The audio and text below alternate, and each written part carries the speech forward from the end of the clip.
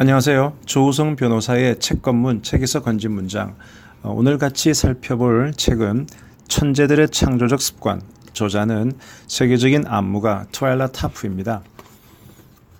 이분은 41년생이시고요. 세계적인 안무가인데요. 제가 이분을 알게 된 것은 우연히 웬 백발이 성성한 할머니가 무용복을 입고 다리를 이게 위로 쭉 뻗은 아주 유연한 모습의 사진을 보고 저분이 누구지? 아니 그리고 저 연세에 어떻게 저런 유연한 몸을 가질까? 이러면서 제가 관심을 갖게 된 분인데요.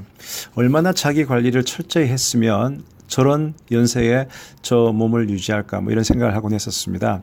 바로 그분이 자기가 어떻게 살아왔고 사람들은 나를 천재라고 하지만 나는 노력의 산물이다 이런 이제 취지로 쓰신 책이 바로 천재들의 창조적 습관인데요.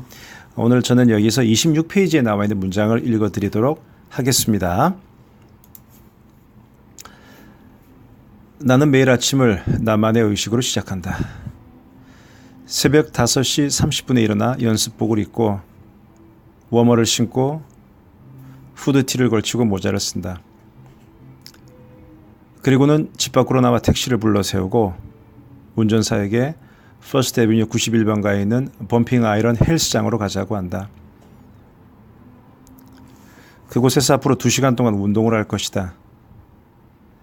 내 의식은 매일 아침 헬스장에서 하는 스트레칭과 웨이트 트레이닝이 아니다.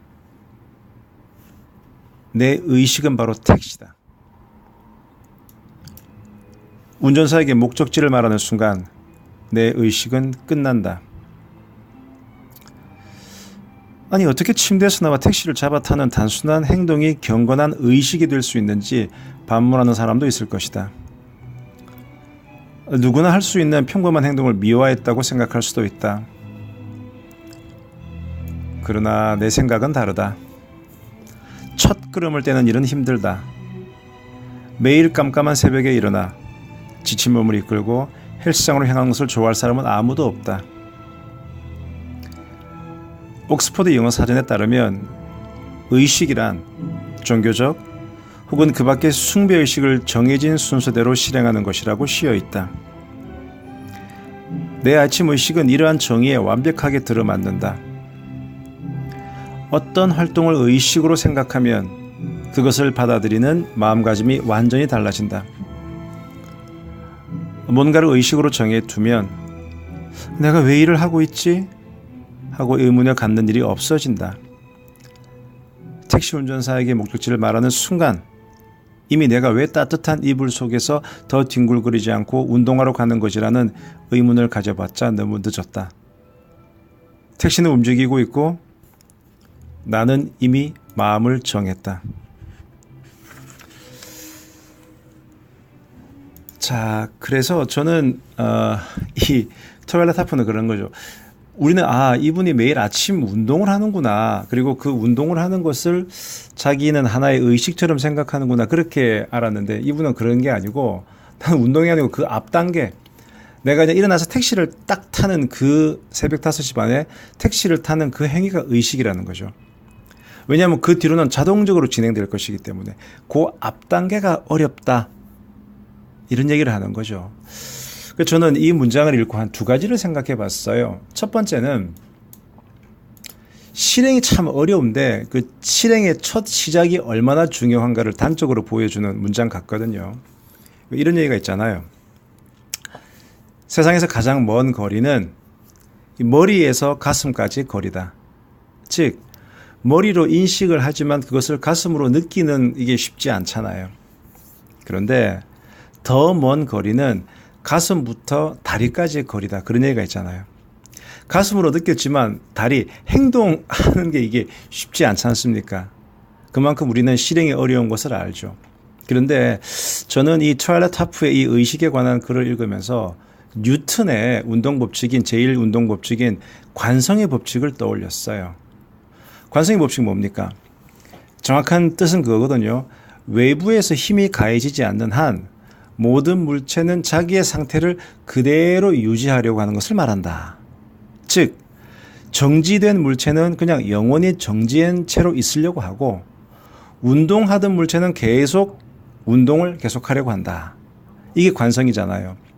이걸 좀 뒤집어 얘기하면 내가 일단 택시를 타고 움직이기 시작하면 그 다음부터 내 행동은 그대로 이어지는 겁니다. 즉 트와일라이트 하프는 나를 움직임의 상태로 두면 그 관성으로 계속 뭔가가 진행될 것이다라는 그런 게 좀 생각이 났고요. 두 번째는 이 first penguin이라는 말이 떠올랐어요. first penguin이라는 얘기 들어보셨나요? 첫 번째 펭귄, 첫 번째 물에 뛰어드는 펭귄이라는 이런 뜻인데 이 얘기는 그 미국 카네기 멜론 대학의 컴퓨터 공학과 교수인 랜디 포시 교수의 마지막 수업에서 나온 말입니다. 이 랜디 포시 교수는 2008년 7월 47살의 젊은 나이에 생을 마감한 교수인데요.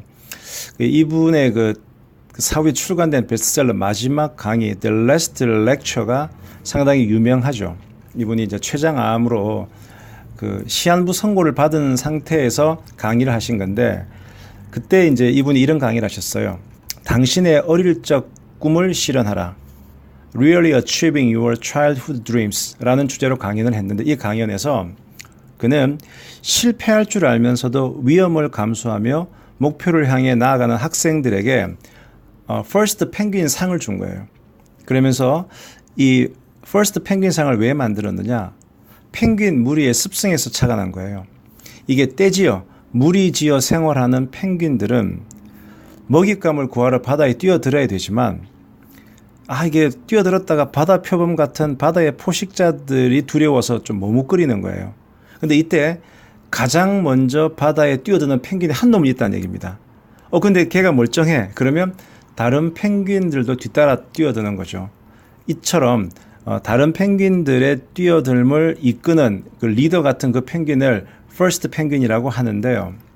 저는 우리 모두는 우리 인생 각자의 퍼스트 펭귄이지 않겠습니까? 우리가 먼저 스스로가 움직이고 도전할 때 세상은 그 도전에 응답이 올 것이다. 그래서 오늘 조우성 변호사의 책권문 이 트와일라이트 하프의 천재들의 창조적 습관이라는 책에서 26페이지 문장을 읽어드리면서 뉴턴의 관성의 법칙 그리고 랜디 포시 교수의 First Penguin 이 얘기를 같이 한번 엮어봤습니다. 그리고 앞으로도 제가 책을 읽다가 좋은 문장이 있으면 그 문장을 제가 뽑아서 읽어드리고 또 제 생각을 같이 담아서 말씀을 드리도록 하겠습니다. 이상 기업분쟁연구소 조우성 변호사였습니다. 감사합니다.